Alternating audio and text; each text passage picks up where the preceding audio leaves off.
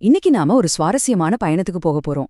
அதாவது மனுஷங்க எப்படி அரசாங்கம் அப்படிங்கிற ஒரு விஷயத்தையே உருவாக்குனாங்கன்னு தெரிஞ்சுக்க போறோம். அதுல ரொம்ப ரொம்ப ஆரம்ப காலத்துல இருந்த கோத்திர அரசு முறை பத்தி தான் ஆழமா பார்க்க போறோம். வாங்க.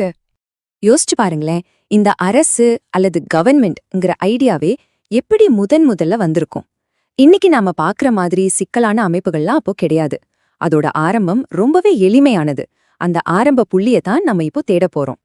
சரி, முதல்ல இந்த சமூக அமைப்புகள்லாம் எப்படி படிப்படியா உருவாச்சுன்னு பார்க்கலாம். ஒரு சின்ன குடும்பம்ங்கிற அமைப்புல இருந்து ஒரு பெரிய கோத்திரம்ங்கிற நிலைக்கு மனுஷங்க எப்படி நகர்ந்தாங்க? இப்போ இருக்கிற நாடுகள்ல மாதிரி அப்போ அதிகாரம் ஒரே ஆள்கிட்டயோ இல்ல ஒரு இடத்துலயோ குவிஞ்சு கிடக்கல.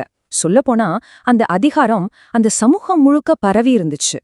இதனால மக்கள் கிட்ட ஒரு விதமான ஒற்றுமை உணர்வு ரொம்ப வலுவாவே இருந்துச்சு. இந்த மாற்றம் எப்படி நடந்துச்சுன்னு பாப்போமா?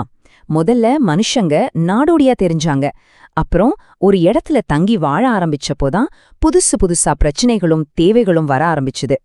அதை சமாளிக்கிறதுக்காக பல குடும்பங்கள் ஒன்னா சேர்ந்து குலங்களா மாறுச்சு. அந்த குலங்கள்லாம் ஒன்னு சேர்ந்துதான் முதல் கோத்திர அரசுகளா உருவாச்சு. ஓகே, இப்போ இந்த மாதிரி ஒரு அமைப்பு உருவாகிடுச்சு. அப்போ தலைமை எப்படி இருந்துச்சு? ஒரு கோத்திர தலைவருக்கு என்ன பவர் இருந்துச்சு? அவரோட பொறுப்புகள் என்ன? சமூகத்துல மத்தவங்களுக்கும் அவருக்கும் என்ன வித்தியாசம்? வாங்க பார்க்கலாம். இதுல ஒரு ரொம்ப சுவாரஸ்யமான விஷயம் என்னன்னா, கோத்திர தலைவரோட அதிகாரம் ஒரு ராஜா மாதிரி வரம்பில்லாதது கிடையாது. அவருக்கு அந்த அதிகாரம் எப்படி கிடைச்சதுன்னா, அவரோட வயசு, அனுபவம், அப்புறம் மக்கள் அவர் மேல வச்சிருந்த மரியாதையால மட்டும்தான். அப்போ ஒரு தலைவரோட முக்கியமான வேலைகள் என்னவா இருந்துச்சு? முதல்ல அவர் ஒரு வீரனா இருந்து தன் குலத்தை பாதுகாக்கணும். 2வது சமூகத்துக்காக முடிவெடுக்கணும். 3வது மக்களுக்கு தேவையான செல்வம், வளங்கள் எல்லாத்தையும் கொண்டு வந்து சேர்க்கணும். கடைசியா மத்த குலங்களோட பேசி உறவை வளர்த்துக்கணும். எல்லா முடிவையும் தலைவரே தனியா எடுக்க மாட்டார்.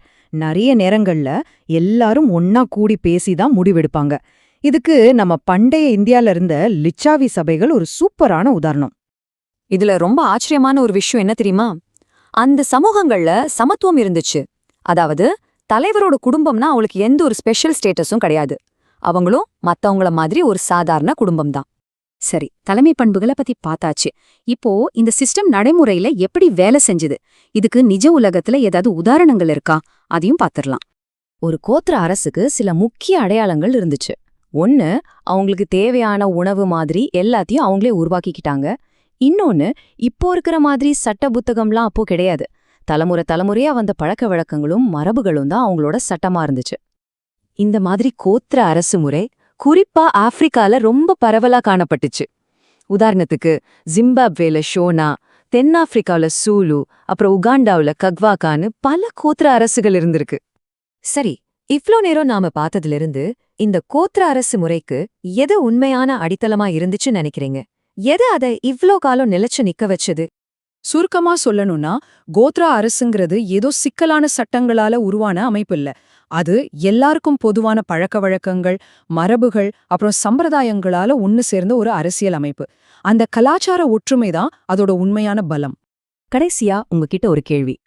பல 1000 வருஷத்துக்கு முன்னாடி இருந்த இந்த கோத்திர அமைப்புகளோட பழக்க வழக்கங்களும் மரபுகளும் இன்னைக்கும் நம்ம நவீன சமூகங்கள்ல எங்கேயாவது எதிரொலிக்குதா? கொஞ்சம் யோசிச்சு பாருங்களேன்.